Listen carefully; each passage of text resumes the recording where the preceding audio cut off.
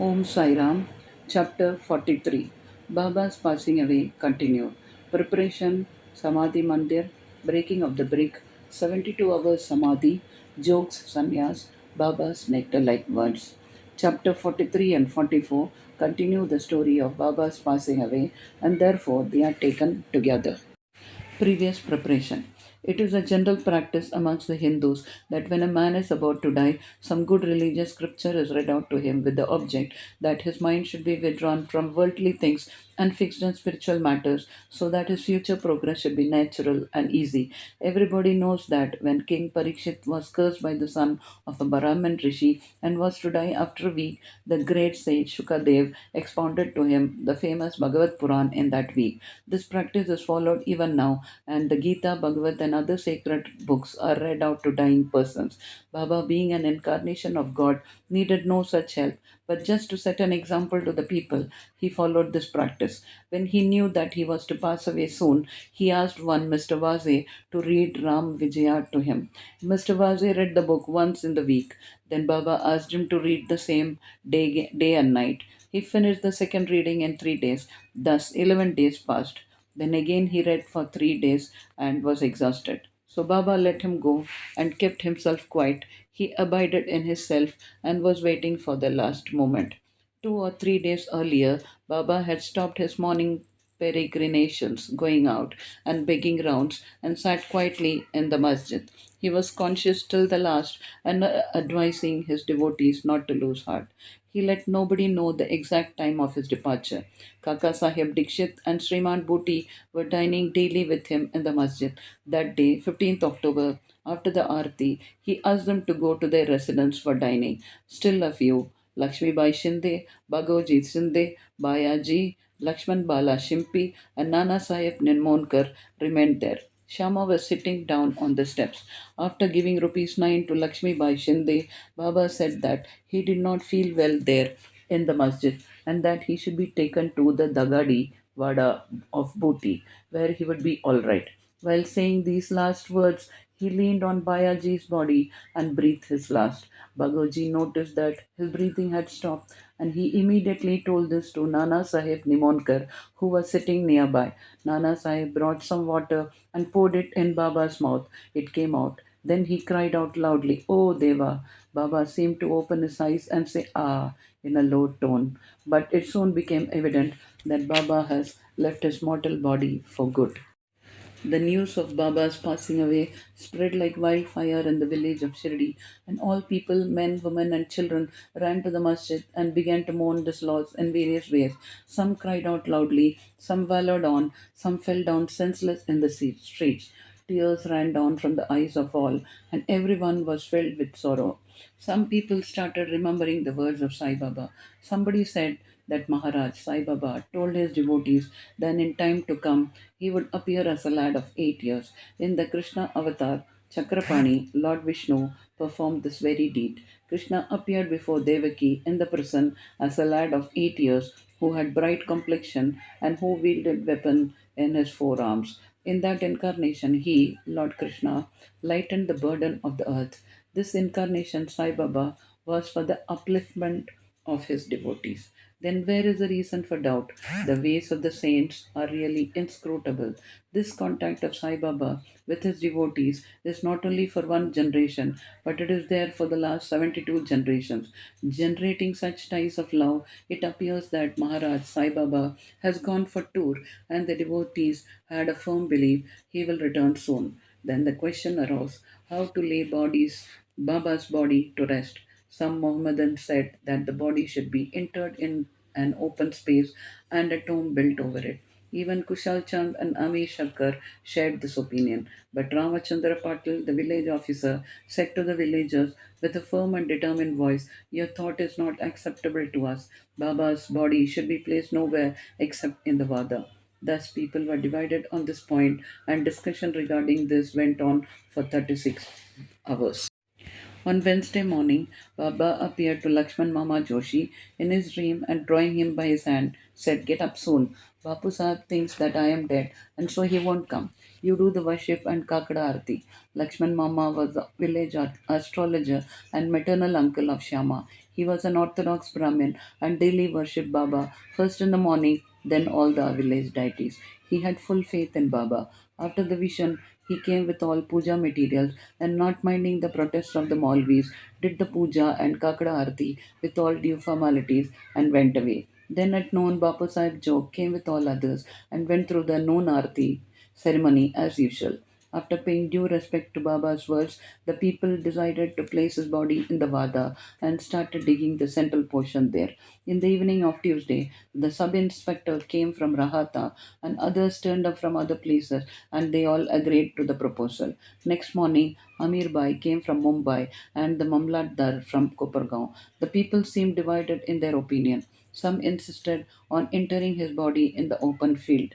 The Mamlatdar therefore took a general plebiscite and found that the proposal to use the Vada secured double the number of votes. He, however, wanted to refer the matter to the collector, and Kaka Sahib Dikshit got himself ready to go to Ahmednagar. Meanwhile, by Baba's inspiration, there was a change in the opinion of the other people, and all unanimously voted for the proposal. On Wednesday evening, Baba's body was taken in procession and brought to the Vada and was interred there with due formalities in the Garba, that is, central portion reserved for Murlidhar. In fact, Baba became the Murlidhar, and the Vada became a temple and a holy shrine, where so many devotees since then have been going to find rest and peace. All the obsequies of Baba were duly performed by Bala Sahib Bate and Upasani, a great devotee of Baba. It may be noted here that, as observed by Professor Narke, Baba's body did not get stiff, though it was exposed for 36 hours, and that all the limbs were elastic, and that his kafni could be taken out without being torn to pieces. Breaking of the brick. Some days before Baba's departure, there occurred an ominous sign foreboding the event. There was in the masjid an old brick on which Baba rested his hand and sat. At night time, he leaned against it and had his asan. This went on for many years. One day during Baba's absence, a boy who was sweeping the floor took it up in his hand, and unfortunately it slipped and fell down and got broken into two pieces. When Baba came to know about this, he bemoaned its loss and saying, "It was not the brick, but my fate that has been broken into pieces. It was my lifelong companion. With it, I always meditated on the self. It was as dear to me as my life. It has left me today." Some may raise here a question: why should Baba express this sorrow for such an inanimate thing as a brick? To this, Hemant Panda replies that saints incarnate in this world with the express mission of saving the poor, helpless people, and when they embody themselves and act with the people, they act like them. That is, outwardly they laugh, play, and cry like all other people, but inwardly they are wide awake to their duties and mission. 72 hours samadhi. 32 years before this, that is in 1886, Baba made an attempt to cross the borderline. On Margashisha Purnami, that is full moon day, Baba suffered from a severe attack of asthma. To get rid of it, Baba decided to take his pran high up and go into samadhi. He said to Bhagat Mahasalpate, "Protect my body for 3 days. If I return, it'll be all right. If I do not, bury my body in that open land," pointing to it, "and fix two flags there as a mark." After saying this, Baba fell down at about 10 p.m. His breathing stopped as well as his pulse. It seemed as if his pran has left the body. All the people, including the villagers, came there and wanted to hold an inquest and bury the body in the place pointed by Baba. But Masapati prevented it. With Baba's body on his lap, he sat full 3 days guarding it. After 3 days passed, Baba showed signs of life at 3 a.m. His breathing commenced, abdomen began to move.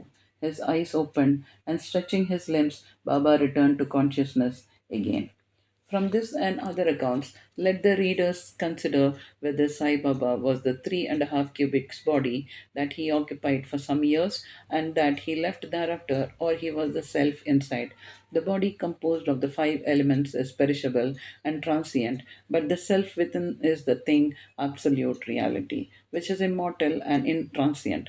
This pure being, consciousness of Brahma, the ruler and controller of the senses and mind, is Sai. This pervades all things in the universe, and there is no space without it. For fulfilling this mission, he assumed the body, and after it was fulfilled, he threw away the body, the finite aspect, and assumed his infinite aspect. Sai ever lives as also the previous incarnation of God Dattatreya, Sri Narasimha Saraswati of Gangapur. His passing away is only an outward aspect, but in reality, he pervades all animate and inanimate things and is their inner controller and ruler. This can be and is even now experienced by many who surrender themselves completely to him and worship him with wholehearted devotion. Though it is not possible for us to see Baba's form now onwards, but if we go to Shirdi, we shall find his beautiful lifelike portrait adorning the masjid. This has been drawn by Shamrao Jaikar, a famous artist and a well known devotee of Baba. To an imaginative and devoted spectator, this portrait can give even today the satisfaction of taking Baba's darshan. Though Baba has no gross body now, he lives there and everywhere and will effect the welfare of the devotees even now as he was doing before when he was embodied. Saints like Baba never die, though they look like men, they are in reality God Himself. Bapu Sahib Jokes Sannyas. Hemad Pan closes his chapter with the account of Jokes Sannyas. Sakaram Hari, alias Bapu Sahib Jog, was the uncle of the famous Varkari Vishnu Bua Jog of Pune. He had no issue. After his retirement from government service, he was a supervisor in PWD. In 1909, he came and lived in Shirdi with his wife. Both husband and wife loved Baba and spent all their time in worshipping and serving Baba. After Megha's death, Bapu Sahib daily did the Arti ceremony in the masjid and Chavadi till Baba's Mahasamadhi. He was also entrusted with the work of reading and explaining Dhyaneshwari and Eknathi Bhagavat in Satyaswada for the audience. After serving for many years, Jog asked Baba, I have served you so long. My mind is not yet calm and composed. How is it that my contact with saints has not improved me? When will you bless me? Hearing the Bhakta's prayer, Baba replied, in due time your bad actions, their fruit or result, will be destroyed. Your merits and demerits will be reduced to ashes, and I shall consider you blessed when you will renounce all attachments, conquer lust and sense of taste, and getting rid of all impediments, serve God wholeheartedly, and resort to the begging bowl, accept sannyas. After some time, Baba's words came true. His wife predeceased him. As he had no other attachment, he became free and accepted sannyas before he died and realized the goal of his life. Baba's nectar like words. The kind and merciful Sai Baba said many a time the following sweet words in the masjid. He who loves me most always sees me. The whole world is desolate to him without me. He who tells no stories but mine. He ceaselessly meditates upon me and always chants my name. I feel indebted to him who surrenders himself completely to me and ever remembers me. I shall repay his debt by giving him salvation, self realization. I am dependent on him who thinks and hungers after me and who does not eat anything without first offering it to me. He who thus comes to me becomes one with me, just as a river gets to the sea and becomes one with it. So, leaving out pride and egoism, and with no trace of them, you should surrender yourself who is seated in your heart. Who is this me? Sai Baba expounded many a time who this me or I is. He said, you need not go far in search of me, bearing your name and form. There exists in you, as well as in all beings, a sense of being or consciousness of existence. That is myself. Knowing this, you see me inside yourself as well as in all beings. If you practice this, you will realize all pervasiveness and thus attain oneness with me. Hemant Pant therefore requests the readers humbly and lovingly that they should love and respect all gods and saints and devotees. Has not Baba often said, he who carps and cavils at others pierces me in the heart and injures me, but he that suffers and endures pleases me most. Baba thus pervades all beings and creatures.